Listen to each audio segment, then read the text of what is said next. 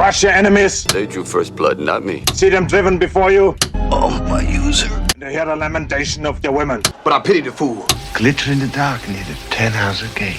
Phone home. They're here. Oh, real light sleeper, child.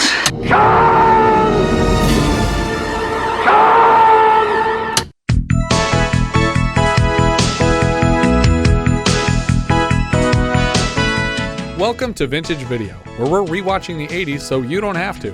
We'll be reviewing every major film release of the 1980s in chronological order, overanalyzing what you've seen and spoiling what you haven't. I'm Patrick O'Reilly. I'm Jesse Bayless. And I'm Richard Wells. And today we're discussing The Seduction, released January 29th, 1982. It was written and directed by David Schmoeller and released by Avco Embassy Pictures. This film came about as the third title of a three-picture deal produced by Irwin Yablans and Bruce Cone Curtis, who had previously collaborated on Roller Boogie and Hell Night. Writer-director David Schmoeller based the story, originally illogically entitled The Romance, on the true story of a Los Angeles anchor person who was stalked by a viewer. So The Seduction doesn't fit the plot, Yeah. but The Romance fits even worse. Well, okay. So my question about The Seduction is, in theory, if we try to make this fit, who is the one doing the seducing? The stalker. See, I disagree. You think she's seducing him? I think in the end, I think that's Like Victor he's been seduced, or is yeah, just yeah, I don't exactly. know. Yeah, he is under the spell. He has been seduced. Yes. So the seduction happened prior to the film. Yeah, but it's also a terrible title. Should be called like The Obsessed or, I don't know, like Obsession was already taken at this Obsession, point. Yeah. By Calvin Klein? That came out in 82. Is it an 82 Yeah. movie? Oh. Schmoeller had written the lead with Teresa Russell in mind, Russell who we last saw in Nicholas Roeg's Bad Timing. For the part of Derek, both Peter Gallagher and Michael Keaton were brought in for auditions. I think Peter Gallagher would have been great. I think he would have been good. I think Michael Keaton doesn't work because she would have fallen for him. Yeah, that's the It doesn't problem. make sense that she wouldn't be hot for him. We'll have to confirm this ourselves, but it seems this was the final Avco Embassy film, as the company began operation under just the name Embassy after a sale to Norman Lear, starting with their next release, Wes Craven's Swamp Thing.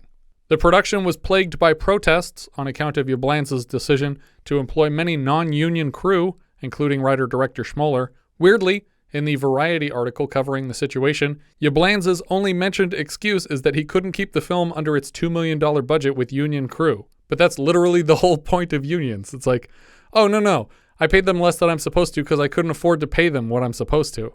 It's like, yeah, that's why we're mad. yeah. An early test screening earned a promising reaction from people who were probably just excited to see Morgan Fairchild naked. And upon the film's eventual release, it was showered with Golden Raspberry nominations, 2 for Fairchild and 1 for Colleen Camp. It didn't win any, and the film ultimately ranked 6th in the annual box office with a take of $11 million. So is it better to not win? Like, is the true honor of the Razzies to not win your Razzie? It's a disgrace just to be nominated. The film starts at night in the backyard pool of anchorwoman Jamie Douglas, played by Morgan Fairchild. Dionne Warwick's original song plays out over fluorescent pink handwritten opening credits. After a moment, we see someone swimming through frame, and after a few more passes, we notice it's a naked woman, protagonist Jamie Douglas. As the camera backs up, we see a next-door neighbor is snapping pictures of the swim with a telephoto lens. Inside her house, we see Jamie's lover Brandon, played by Michael Sarrazin. Brandon moves to join her in the pool, so the photographer neighbor calls the house to interrupt the moment. We'll come to know this neighbor as Derek, and he's being played by Andrew Stevens. He gets a few more photos of Jamie rising from the pool, and when she answers the phone, he leaves her a cryptic message. I watched you today. What? You look beautiful. In his own home office, Derek turns to look at a wall of photographs of Jamie. When Jamie enters the newsroom the next day, she's surprised by her assistant Bobby with a bouquet of flowers from an adoring fan. We cut to Derek's work at a photography studio, and a woman named Julie knocks at the door of a dark room where Derek is developing his photos of the night swim. Seems like you would develop these in your own home dark room and not take them to work. Yeah, it does seem weird, because he's clearly a photographer. He has this equipment. And Yeah. he seems like he's well off based on his living. home. Yeah. Unclear how a Kmart photographer makes enough to live uphill from a network news anchor in Los Angeles. She's informing Derek that Mrs. Wilson and her son Ricky are here for a photo session, and he asks her to please handle them for him. Back at the news station, we see Jamie Douglas is the lead anchor for the 6 o'clock news in Los Angeles. We cut back to the photo place, and the child, Ricky, is making a very grumpy face to waste the photographer's time. This kid, by the way, is the director's son. Do you guys recall the last time we had a film feature the director's son? Was the son a child in the Yep. film? Was it, they were on the beach and the kids were playing together and no. No, I think you're thinking of Ragtime. I am thinking of And that was not the director's children. That was a different director's children. Oh. Those Mike Nichols' kids were playing two different unrelated children in that movie. I was thinking Aftermath. The Aftermath is what I was looking for. Can you guys recall other examples? I went back through the list and I found a few. You found a few. Oh gosh. Is it always a son or is it sometimes a daughter? There's a couple that are a daughter. I have 2 daughters and 3 sons. Oh my gosh. I might need some hints. One of them also has Colleen Camp in it. Ryan O'Neal didn't direct. No, he didn't direct No. it. It was Bogdanovich. But Bogdanovich also directed the film I'm talking about. It's one of the laugh movies. They all laughed. Only when I They laugh. all laugh. Yeah, I Shoot. guess. No. Richard won that coin toss. So his 2 daughters play the 2 daughters of Ben Gazzara's daughters. Another one was technically from the 60s. It was a Patreon request. 68. 2001? 2001: A Space Odyssey, when he's talking to Vivian Kubrick on the telephone. Okay. And then the other 3 are all sons. Actually, one of them is a mix of sons and daughters, or I guess stepdaughters. 1 stepdaughter and multiple sons, and a bunch of step lions. Oh no. Roar? That's right. And then another one is super low budget based on a book, but a lot of the cast and crew were related because it looks like it was just like a home movie, basically. Was it home movies? No. Okay. Scream. Nope.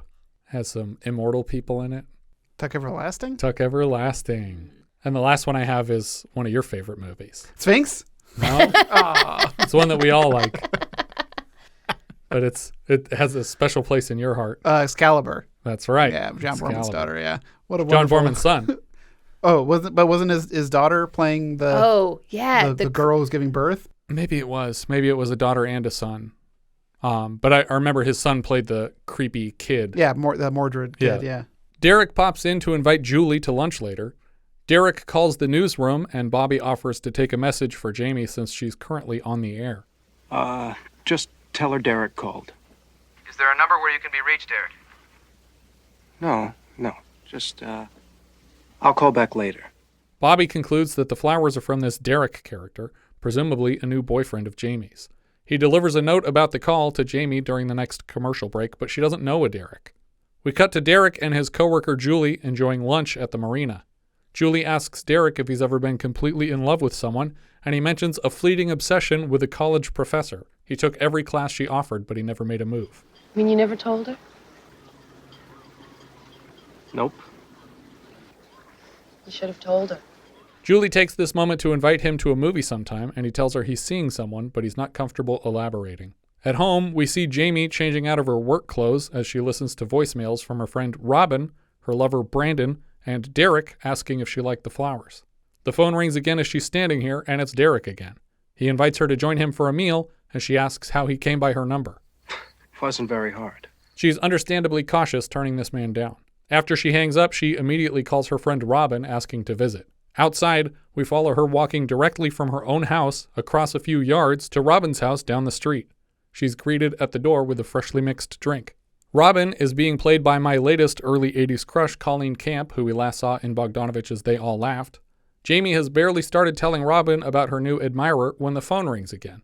Of course, it's Derek again, and Robin thoughtlessly hands the phone back to Jamie. From this point forward, they should have realized the man is within eyeshot of her house, since there's no other reason he would have assumed she'd be here at this moment. Yeah, they never put that together. Yeah. First of all, how did he get Robin's number also? Wasn't hard. Wasn't hard, yeah. That's his very answer. clever screenwriting. Jamie instructs Robin to hang up, and of course the phone is instantly ringing again, so Jamie picks it up out of frustration. Jamie, you've got to see me. Would you please just leave me alone? The phone rings again, and Robin chews out the caller before she realizes it's Brandon, inviting Jamie home. Jamie gives away the drink and walks back to her house. It occurs to her halfway there that this gentleman caller is probably in her neighborhood. As she scans the bushes, she crashes headlong into older neighbor woman Mrs. Caluso walking her dog at night. At home, Jamie explores the dark house, calling repeatedly for Brandon and getting no response. Of course, his eventual abrupt appearance is played as a jump scare, and he apologizes for taking so long to respond and scaring her. Yeah, this was really frustrating. It seems super intentional. Yeah, it's just... Well, first, the neighbor dog scare is like, oh, it's just me taking my dog Brutus for a walk. It's like, okay, thanks for the exposition here, I lady, wondered but... what you and this dog were doing out here. Yeah, but the fact that she's calling Brandon, like it's a friggin' 1313 movie. Yeah, he might as well have popped out going, blah! Yeah.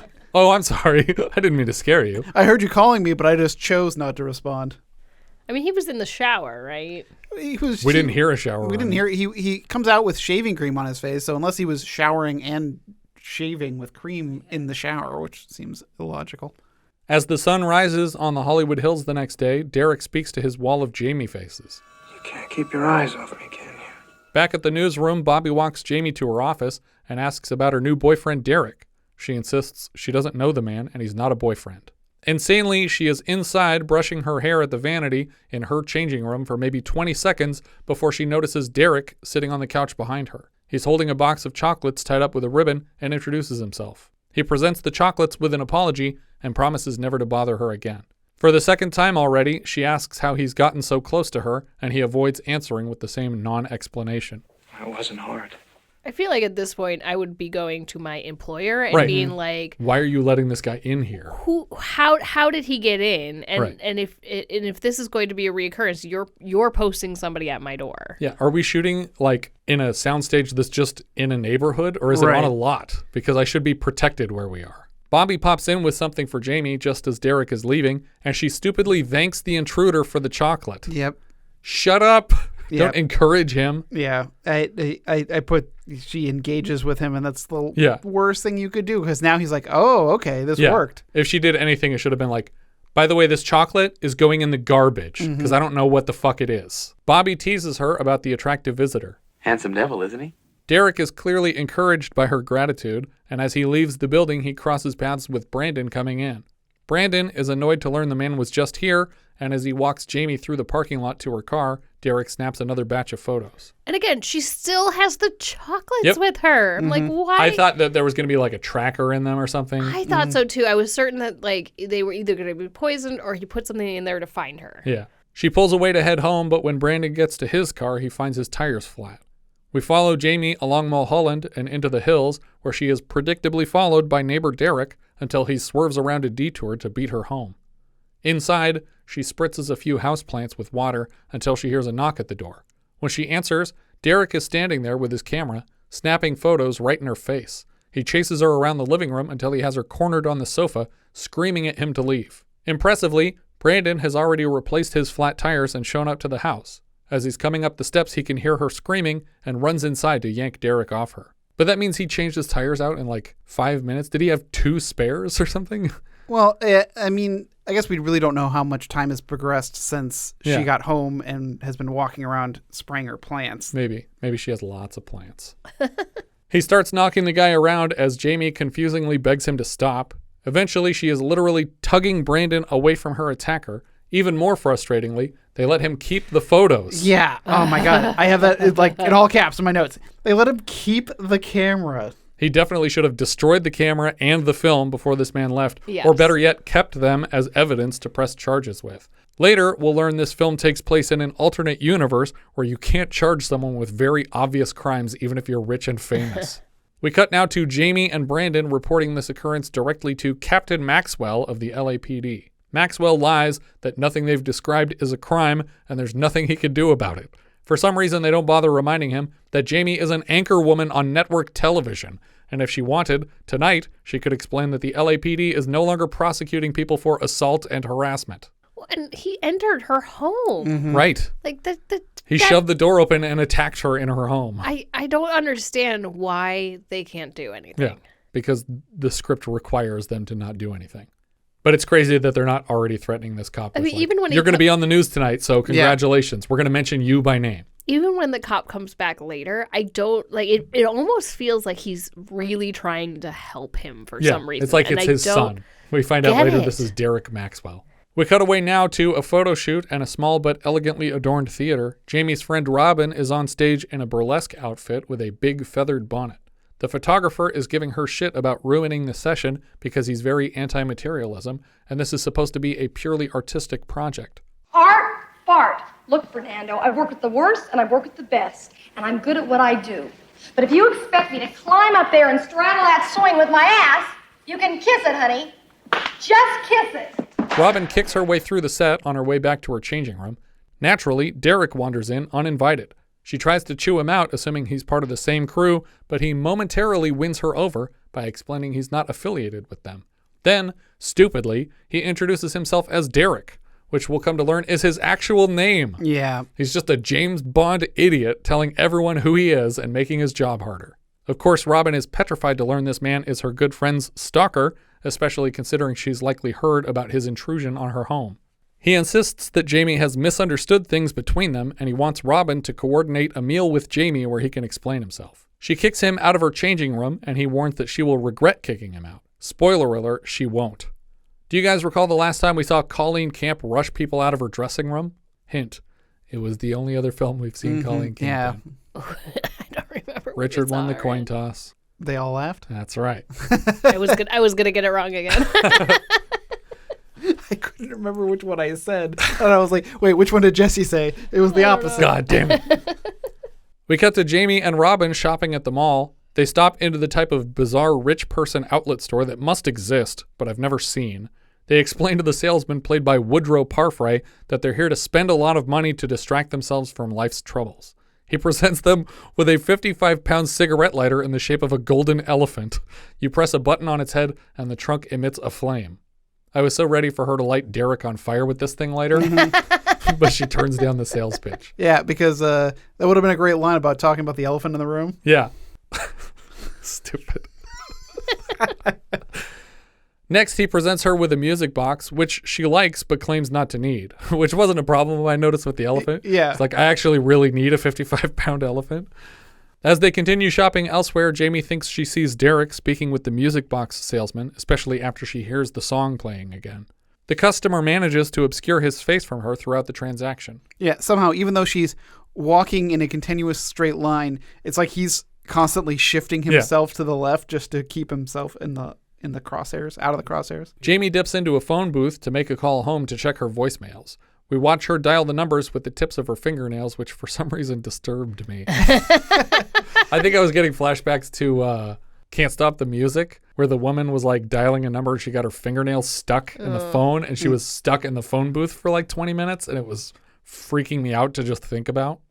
Well, also, it was very strange to have such a insert of her dialing specific numbers. I was like, because when it did that, I was like, am I supposed to be paying attention to these numbers? Because why all of a sudden, if she goes into a phone booth, she does like just. I assume she's calling. Yeah, someone. I don't need this insert. She's like, no, people need to know that she's dialing. I don't want people to think she just went in there to fart. Among the messages is another one from Derek telling her the pictures he took against her will turned out great. When she exits the booth to find Robin, she crashes into Derek, who presents her with the music box she was admiring. She knocks it out of his hands to the ground, where the glass shatters out of the music box lid. She tells him again to leave her alone, and he seems bewildered by the rejection. A crowd gathers to stare ominously at the man, and he backs away from them furious. We cut back to the news desk, and behind the scenes, Brandon is speaking with a visiting psychologist guest named Dr. Weston. It seems he's gotten her up to speed on the Derek situation, and she diagnoses his condition as Clarenbolt syndrome, aka erotomania.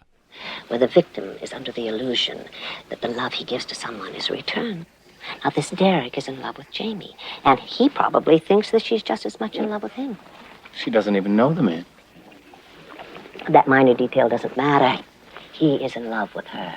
She further supposes that there are many lonely people in the world who connect with television personalities on a personal level. She warns that Derek's psychosis could culminate in violent behavior, and they should steer clear of rejection or confrontation to avoid Derek's wrath.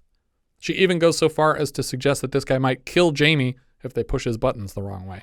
And then All of his friends would swear up and down that he was the kind of person who couldn't harm a flea. We cut back to Derek in a dressing room, still reeling from the rejection at the mall. He opens the music box to let it play out and hops in the shower. We hard cut to Jamie and Robin at a gym, and Jamie explains she might stay at Brandon's place for a while.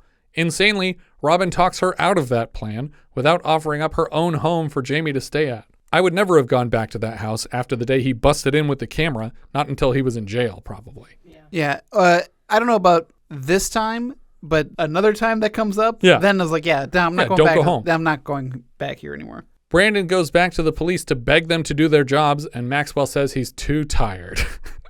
Brandon, I've had a real slice of life day and I'm tired. Oh, okay. I'm sorry. I'm sorry for bugging you. But I also feel like she's not poor. She could probably pay a security guard to be with her until this stuff is resolved. Yeah, and it seems like old times, like Charles Grodin went to the police and was like, hey, could you lend me like 4 officers because I'm throwing a house party and I want security? And they were like, no problem. You're rich and live in this area. That means, yes, whatever you want is okay. There are services, especially in Hollywood, that they recruit off-duty police to run security. And for sure, even at the time. Yeah. And also, there's private detectives. Hire a private detective. Find out who this guy is who's calling you and following you around. Yeah, it wouldn't be hard. It'd take 2 seconds to realize there's a guy watching you up there. Yeah. Because in this universe, cops don't even do what rich people want. His advice to Brandon is to get a gun, wordlessly recommending that he kill the man to protect his girlfriend. I didn't say that. I'm a cop. I can't say that. I just said get a gun. Back at the gym, Robin and Jamie step out of a sauna and walk through a locker room crowded with naked women. The scene provides little else, but I'm sure producers fought hard for it. Real hard. With their hard penises. That's what I meant. There it is. They have erections. Stop. Oh my God.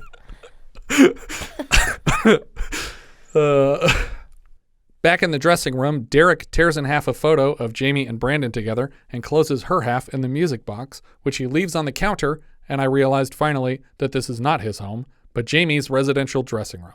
Seemingly from inside his own home, Derek watches Jamie arrive later, and we follow her through the house to the dressing room.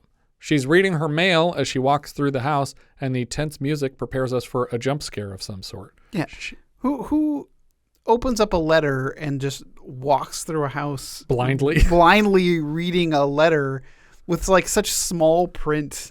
Like she's walking through hallways that have no light. Yeah. It's like you can't see what that says. Why? Is there some kind of threatening thing that's happened to her recently in this home? Yeah, exactly. She's bizarrely amused by the content of whatever she's reading, even though we never find out what this letter was about. She starts a bath, and we watch her slowly undress beside the vanity where Derek just left the music box. She's so distracted by the mail that she doesn't notice it, even as the camera slowly pushes past her toward it on the counter. Impossibly, even though we just saw him watching her enter her own house from outside, we are now entreated to Derek's POV from inside her closet.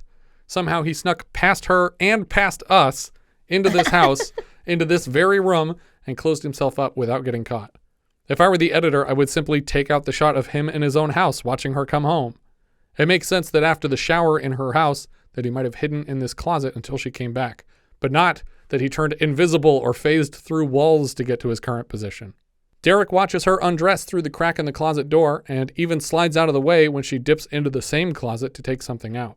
Somehow the closet is wide enough that he can walk the whole way down it and watch her in the tub too, so he watches her for the entire bath. She caresses herself pornographically in the tub, while in the shadows of the closet, Derek strokes his own sweaty face. Yeah, this is what ladies do in the tub. Yeah, just calf massage. Very gentle calf massage. Lift my leg as high out of the water as I can. Weirdly, the phone rings without Derek's help. She exits the bath to answer it, but there's no one on the line. I guess this was the writer's way of cutting the bath short so we don't spend 7 minutes watching it. Yeah. But we could easily have shown time pass another way. Only now, as she hangs up the phone, does she notice the broken music box and torn photo on her desk. He addresses her from the closet. Jamie.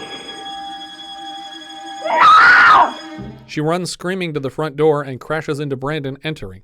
She tells him Derek's here, but by the time they reach her bedroom, he's gone, and the curtains are billowing in the open window. So this is the point at which I say, we're leaving town. Yeah. Like, pack it up. We're getting out of here. Yeah. We cut next door to Derek's place where he collapses breathlessly to the carpet with his music box and photo. He's smiling and laughing after another successful intrusion on her life. There's a knock at the door, and it's Julie from the studio returning a pack of photos he left at work.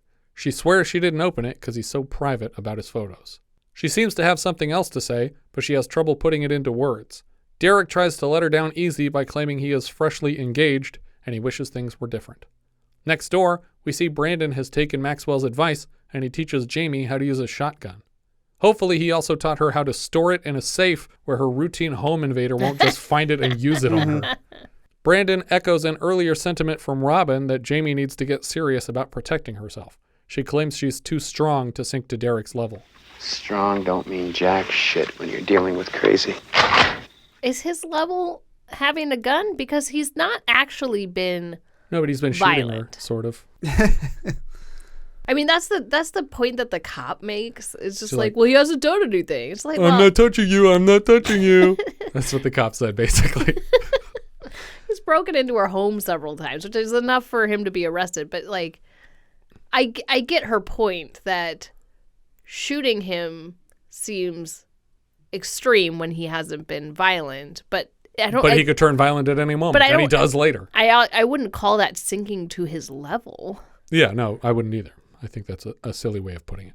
Derek calls the house right then, and Brandon steals the phone away to inform him that cops are on the case.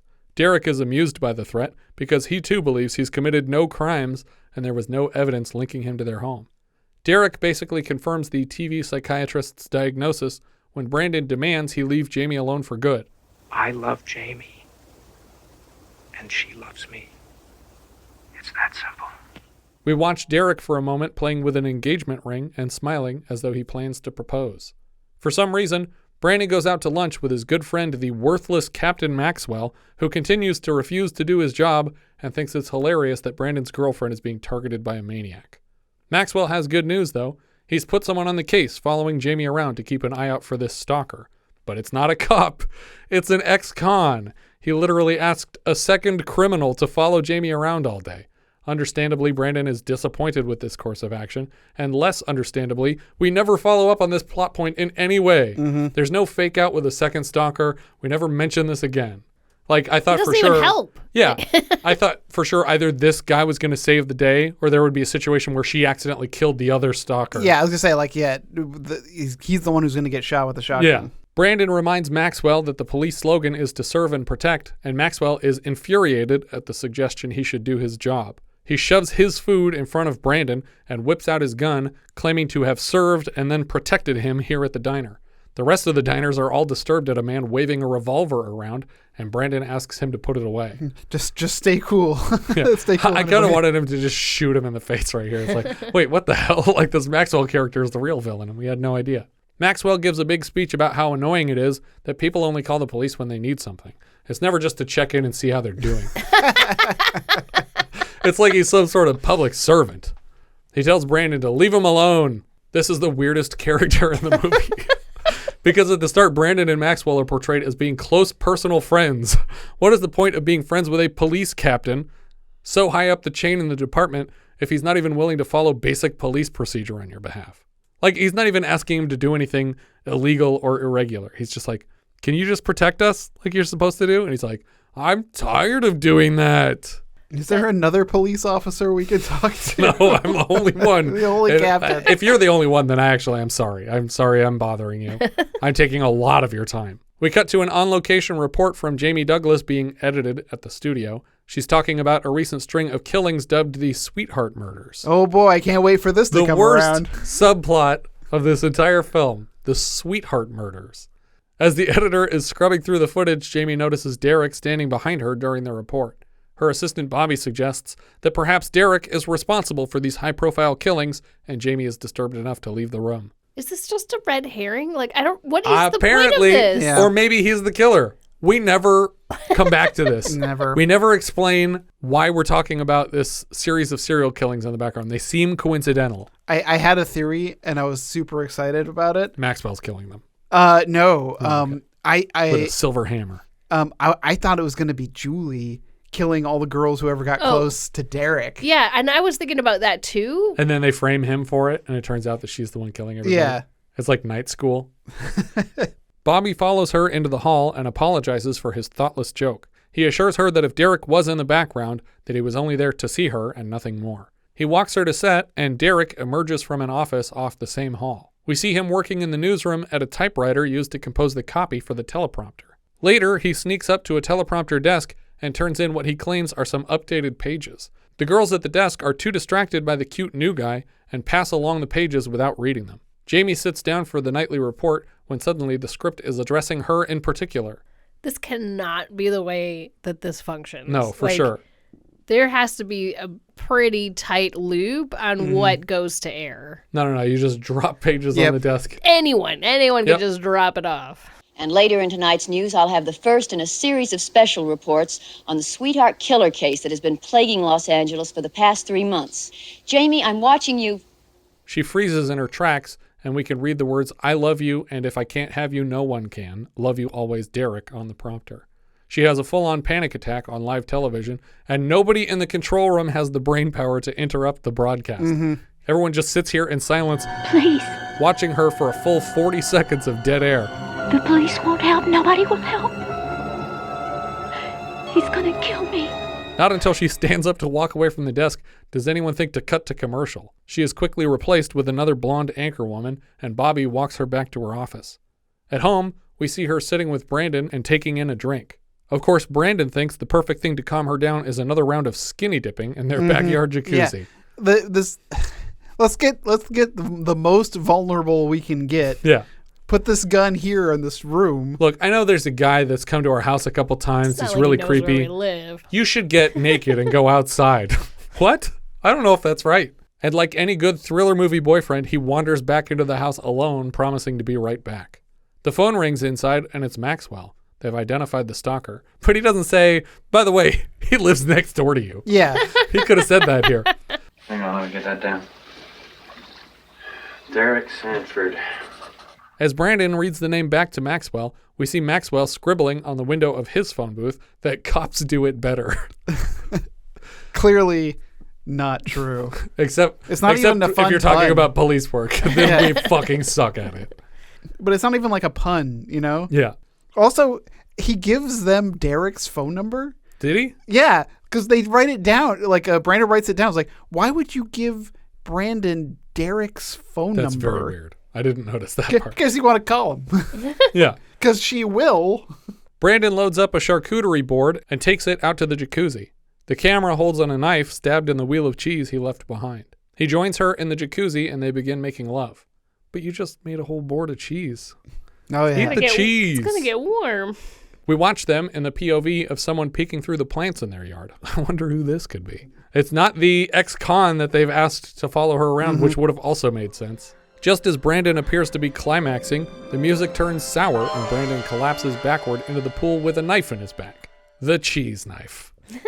Jamie screams, horrified, as Derek rises from behind her dying or dead boyfriend. Definitely dying or dead because his face down in the water. And no one's doing anything about it. He could still be alive. Yeah, he might just be paralyzed and you're just like, oh no, he's definitely dead. I'm not going to help. She backs terrified to the opposite edge of the jacuzzi while Derek drags Brandon out of the water. We see him continuing to drag the body through dirt completely off her property and burying it somewhere else in the hills that night. In his absence, Jamie phones 911 and gets an outgoing message. This is a recording. You have reached the police department emergency number. All our stations are busy at the moment.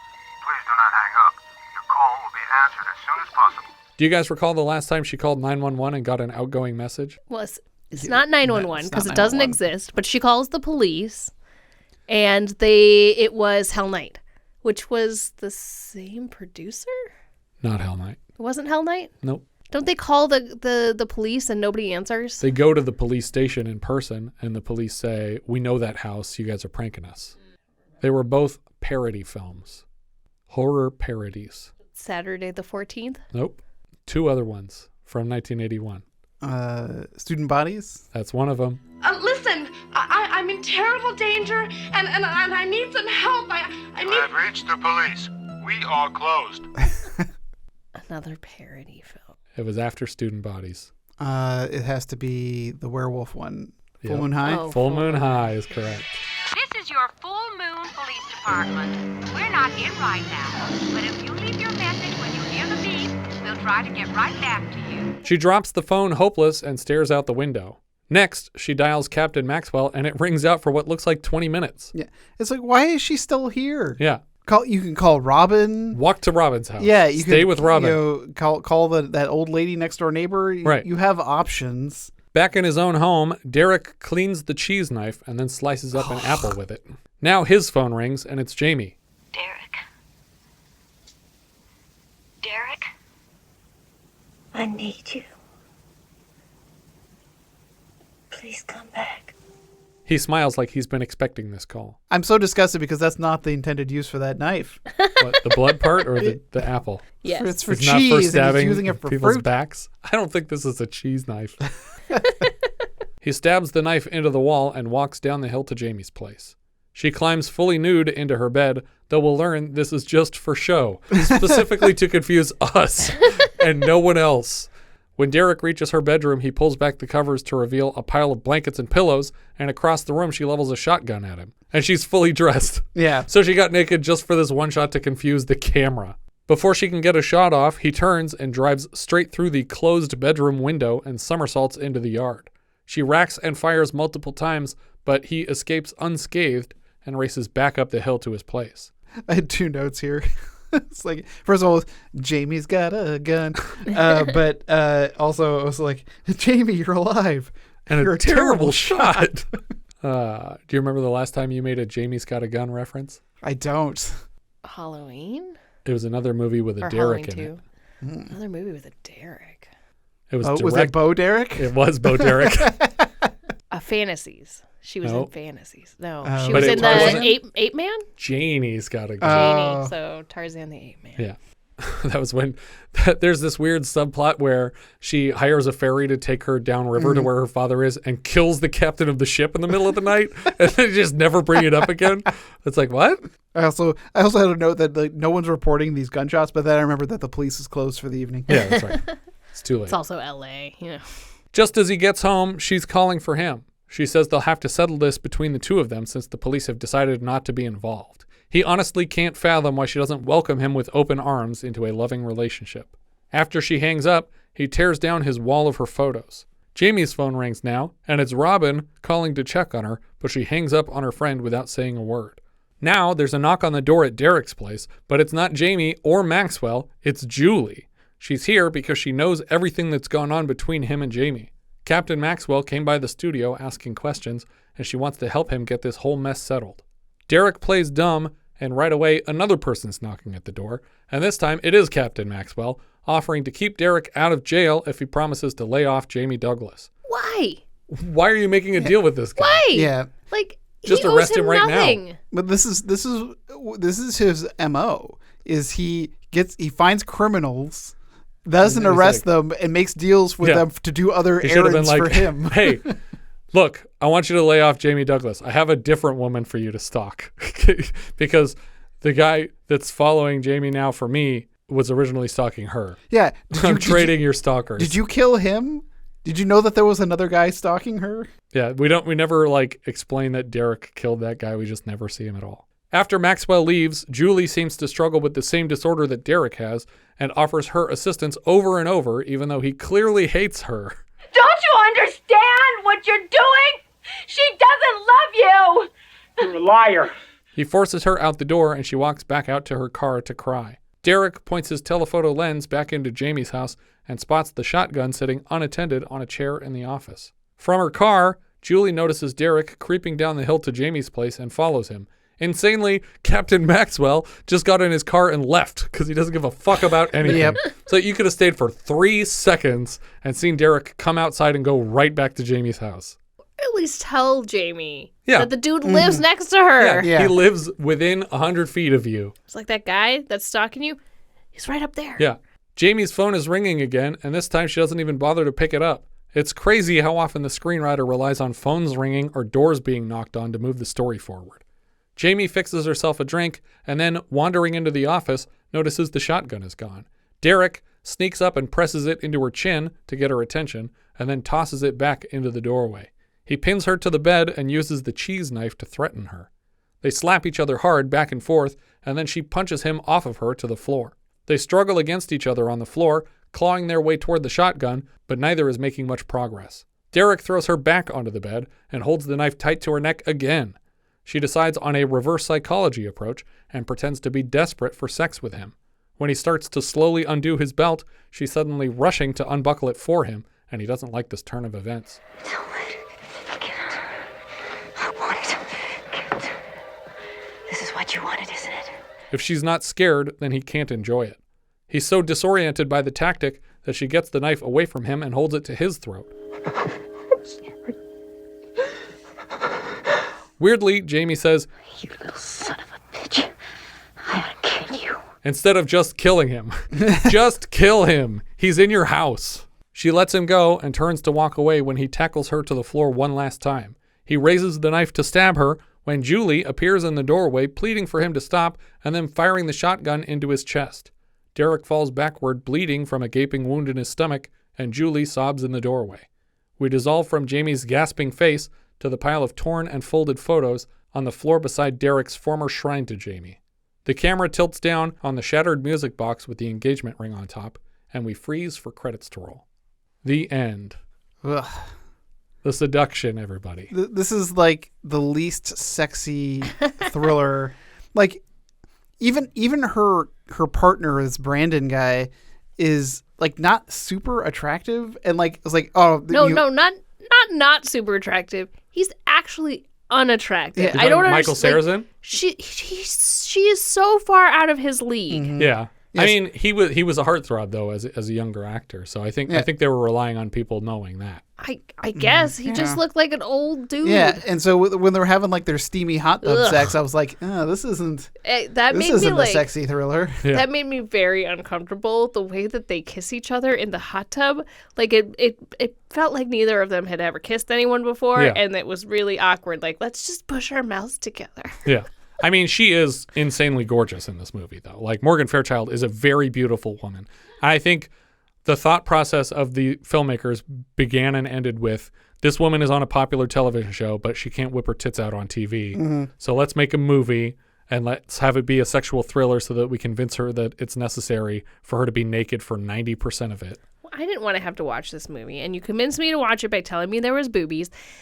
And there were, and they were nice boobies, right? But it was not enough. No, to counteract the grossness of the movie. Yes. Yeah, even like the sauna locker room scene isn't like, it's like it's more clinical because I don't know, it felt really gratuitous. Yeah, exactly. Because but it wasn't like sexy co-eds in the shower giggling in like splits. It was just like walking back and women forth. trying to relax and have be fit, and it's like, well, this isn't attractive. Yeah. This is what just are we doing? People like doing stuff. It's like, we just want to cover our bases and be able to say there were 30 boobs in this movie. Yeah. If you took out the nudity of this movie, it would be a Lifetime movie of the week. Yeah. Like it's that. It it's would be that a kind Lifetime of movie. commercial of the week. It would be 8 minutes long tops. I had to watch it over 3 viewings. It was so boring. Yeah. And this was one of those ones where I couldn't do my notes at work. So I was just like, nope, I can't put this one on again. People are going to think I'm weird. But it reminds me of... But Caligula. Yeah, Caligula was fine. You're fine. Yeah. It's research. I want to know what ancient Rome was like. Guys are always thinking about ancient Rome. Yep. This is why. That head lawnmower thing, Oh, yeah. Get the that head back. mower. Yeah, but that's Seduction. I would say thumbs down, probably. Yeah, thumbs down. Yeah, it's a thumbs down. It's not good. Yeah, I feel like honestly the biggest problem for me is that the screenwriter didn't bother to come up with any legitimate reason that the cops wouldn't interrupt. Like, it might as well have been like an under the dome thing where it's just like, I went to the police, but the cop said he just can't get past our street. Mm-hmm. He just can't get past it. There's like a force field. Anyway, we're stuck in here with your stalker. It's like, there's no explanation for why the cop isn't helping. Yeah. And again, falling short of the police. Yeah. Private security, a private detective, You have so many options, and we're not anything. exploring any of them, and we're not explaining why they aren't options. Yeah, and she's a news reporter. Her platform alone Yeah. should either allow her to throw all these people under the bus because she reports about them, the cops, this dude, doesn't matter, or get her employer to be like, oh yeah, you got to be on TV every night. I should protect you. Right. I mean, she does manage to say the police aren't doing anything and he's going to kill me on television because the people in the control room are not keeping their fingers on the buttons. But then they just, let her go home? Like, they don't do anything about it. Like, anyway, let's send her home that guy- unattended. Somebody's going to kill you? All right, have a good night. Yeah. Bye. And then Brandon is just like, hey, I know I don't want to figure, but let's get naked and have sex in the hot tub. Yeah. You're always talking about how outdoor sex cheers you up. By the way, do you guys recall the last time that someone went off script on the teleprompter? Even though technically she is following the teleprompter, then she adds some stuff later. Well, see, I was going to say the howling. I was going to say Howling is one of them. I can think of 2 other examples. Eyewitness? Very close. Oh, Eyes of a Stranger. Yes. Yeah. And then the third one, a woman is leveling charges against a local company, the Vespucci brothers. That doesn't sound Oh, wait. Vespucci, was that a funeral home? No, wait. Why do I know this? I know this. Hold on. The Vespucci brothers did have a sort of funeral home. Not for humans, though. They offered funeral services to non-humans, but their uncle was a milk magnate, and they used one of his milk trucks and filled it with something else. Gas? Gas is correct. Oh my God! I have blocked that entire film from my memory. Oh my God! I was like, I knew it was a funeral home, but it wasn't for people. I think the only things that we see them bury are they make a coffin for a bird for a woman, and then they make another really long coffin for a snake. Right. Okay. I'm vaguely it's like recalling an 8-foot long coffin. Yeah. Oh man, that movie's so funny. You should definitely look for it. Don't do it. Anyway. Where's this going? Letterboxd. Yeah, it's pretty rough. I have it in. I forgot to do this at all. 8th. I have it in 8th place out of 9 right now. It is below Island of Blood, but above Madman. I have it at 7th, which puts it below The Aftermath, but above Island of Blood. I had it above Island of Blood. I'm like, no, that was just like weird enough that it's more interesting than this. Yeah. There's going to be so many things that pile up above it. Yeah. I have it in 6th, which is just under Jaws of Satan and just above Madman. Our writer-director here was David Schmoeller. He was the writer and director of Tourist Trap previous to this. He also wrote The Day Time Ended for director Bud Cardos, which we covered with a minisode. He also wrote the first Puppet Master movie and retains character credits on the full series of films, which is like a lot. Yeah. There's a lot of those movies. And in here, in contrast to my usual stance, I actually really enjoy the movie Tourist Trap. Yeah, I like Tourist Trap. It's great. The music here came from Lalo Schifrin. He has 218 composer credits, including Cool Hand Luke, Bullet, Kelly's Heroes, The Beguiled, Pretty Maids All in a Row, THX 1138, the Earth 2 TV movie, the Mission Impossible series, Enter the Dragon, Charlie Varick, Roller Coaster. So far on the show, he has composed When Time Ran Out, Serial, The Nude Bomb, Brubaker, Battle Creek Brawl, The Competition, Caveman, Dirty Harry, Buddy Buddy, Dirty Harry 2, aka Magnum Force, and just a couple movies back, A Stranger Is Watching. More recently, he's composed the 93 Beverly Hillbillies and Rush Hours 1, 2, and 3. The cinematographer here was Mac Ahlberg. We've seen his work in Hell Night, and he's back this year for Parasite 3D, and later Metal Storm, The Destruction of Jared Sin, Ghoulies, Reanimator, House, My Boyfriend's Back, and Good Burger. The editor here was Anthony DeMarco. He previously cut Hell Night, and he's back again this season for The Concrete Jungle. Morgan Fairchild was Jamie Douglas. This was her first appearance in a feature film. At the time, she was best known for her work on TV series Flamingo Road. Later, she shows up as Dottie in Pee-wee's Big Adventure's Film Within the Film, opposite her hotel co-star James Brolin as Pee-wee. She was also the mother of Matthew Perry's Chandler Bing on Friends. She also enjoyed long runs on Fashion House, Days of Our Lives, and General Hospital. Michael Sarrazin played Brandon. Before this, he'd shown up in They Shoot Horses, Don't They?, The Pursuit of Happiness, and The Reincarnation of Peter Proud.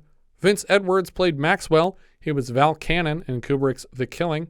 Andrew Stevens played Derek, We saw him last as unwilling psychic assassin Robin Sansa in De Palma's The Fury, and before that as Alvin in Death Hunt. He's back next season for 10 to Midnight. After this, he transitioned behind the camera to write and direct on titles like the Night Eyes series and direct-to-video Half Past Dead sequels. He reunited with Morgan Fairchild in 2019 for something called All Good Things. Colleen Camp played Robin. We saw her last as Christy Miller in Bogdanovich's They All Laughed.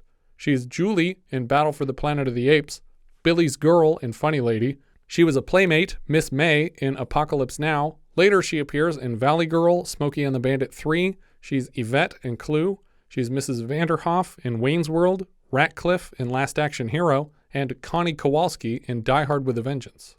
Kevin Brophy played Bobby. We saw him first as John Younger in The Long Riders. More recently, he was Peter in Hell Night, an early title from the same three-picture deal with Avco Embassy. Woodrow Parfrey played Store Salesman. He was Maximus in Planet of the Apes. We've seen him now as a tobacco executive in Cold Turkey, Mr. Jaffe in Dirty Harry, and Clusio in Papillon. So far in the 80s, he's appeared in Carney, Bronco Billy, and Used Cars. Betty Kean played Mrs. Caluso. She was Mickey Marquette in Moonlight Masquerade, and Grandma in Dreamscape. Bob DeSimone played Photographer. He's Mr. Meeker in Savage Streets, and a porn director in Angel 3, both of which were directed by his brother Tom DeSimone, who also helmed Hell Night from the same three-picture deal as this film. Schuyler Schmoeller played Ricky Wilson. This is the son of director David Schmoeller, the kid who won't smile for his photo. Jeffrey Richman played Technical Advisor. He's a longtime TV writer and producer with bountiful credits on Wings, Frasier, and mostly Modern Family, which he has EP'd for 226 episodes. Ron Gans played an announcer, uncredited. He's Freddy in The Gay Deceivers. We've seen him so far in SOB, Hell Night, and as the voice of the Crime Buster robot in Heartbeeps. He also voices Dragstrip on Transformers and Juggernaut in Pride of the X-Men. Jean Hasselhoff played Teleprompter Girl. She's the sister of David Hasselhoff, who we saw last as an unnamed party guest in Hell Night. She also has predictable appearances on Knight Rider and Baywatch. I think that's everything for The Seduction. If you have any thoughts you'd like to share, you can find all our socials at linktree/vintagevideopod. If you enjoy what we're doing, consider giving us a review on iTunes. I don't think it helps visibility, but it's good for morale. And if you really like the show, maybe you should join our Patreon campaign at patreon.com/vintagevideopodcast. What's that sound? We got one! That's right, it's a new patron, Hazel Honeycutt. As a $5 patron of the show, Hazel now has access to 49 full-size 70s reviews and a hand in choosing next month's film. For April of 1973, our $5 patrons are choosing between the following 6 titles. Caged Heat, Jonathan Demme's action comedy women in prison film starring Juanita Brown, Roberta Collins, and Erica Gavin. The Conversation, Francis Ford Coppola's conspiracy thriller about a surveillance expert concerned for the lives of the people he's asked to record. It stars Gene Hackman, John Cazale, and Alan Garfield. Foxy Brown, Jack Hill's blaxploitation vengeance actioner about a woman posing as a prostitute for access to the mobsters who killed her boyfriend. It stars Pam Grier, Antonio Fargas, and Peter Brown. The Golden Voyage of Sinbad, Gordon Hessler's fantasy adventure film, second in a series of 5 Sinbad films following the previously reviewed Seventh Voyage, featuring more Harryhausen animation and starring John Philip Law, Carolyn Monroe, and Tom Baker. It's Alive, Larry Cohen's horror sci-fi about a terrifying monster baby who kills whenever it's frightened. It stars John P. Ryan, Sharon Farrell, Andrew Dugan, and Guy Stockwell, and Truck Turner, Jonathan Kaplan's action crime film about the titular bounty hunter hunting down a target while an assassin targets Truck Turner himself. It stars Isaac Hayes in the lead, Yaphet Kotto, Alan Weeks, and Annazette Chase, each of which celebrate their 50th anniversaries in the month of April. Thank you so much for listening, and I hope you'll join us next time when we'll be discussing Venom, which IMDb describes like so. Terrorists in the process of kidnapping a child get trapped in a house with an extremely deadly snake. We leave you now with the trailer for Venom. Venom. The kidnap that became a murder, that became a siege, that became a death trap. Venom. The fear explodes, trapping both hostages and kidnappers in its grip. The panic spreads, sending an entire police force into action. But this is a terror unlike anything anyone has ever faced. And when it uncoils to strike, your blood will run cold. Venom. Oh, could you tell me just how dangerous very dangerous is? The most dangerous snake in the whole world. That dangerous. The snake is loose! You'll have to turn over now. I'm not going to hurt you. Oh, geez, Samson, come on! Watch out! Whatever you feel, you will fear. Venom.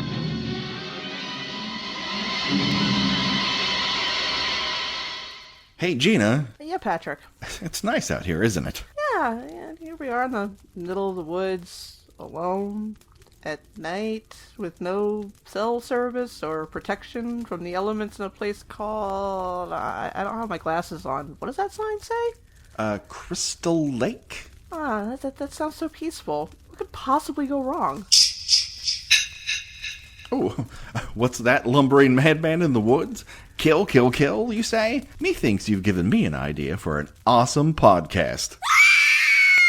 Well, she sure seems to like the idea. So join me, Patrick Hamilton, and Gina Radcliffe, my partner in crime, for Kill by Kill, as we unpack every glorious death, crazy character motivation, and inexplicable wardrobe choice from the entire Friday the 13th franchise, and much, much more. Talking about you. Hello, Mary Lou, prom night 2. It's guaranteed to be a thrill ride of emotion from two horror film fans with way too much time on their hands. But don't take our word for it. Each episode will be joined by incredible guests, including Hollywood movie directors, film critics, TV execs, horror writers, comedy podcasters, even my date from senior prom. Plus, I'm pretty sure we're the only podcast in the world that asks you to choose your own death adventure. Patent pending. It's a real navel gazer that everyone should try at least once. So come on over to the not so dark side and join us for Kill by Kill on Apple Podcasts, Stitcher, Google Podcasts, Spotify, or your favorite podcatcher right now. Patrick, Jason's standing behind me right now with a giant knife. Yes, but it's not a knife. It's just a marshmallow roasting stick. Maybe he just wants a s'more. Everyone loves those, even mutant backwoods killers. But how's he going to fit a s'more through the holes in that mask?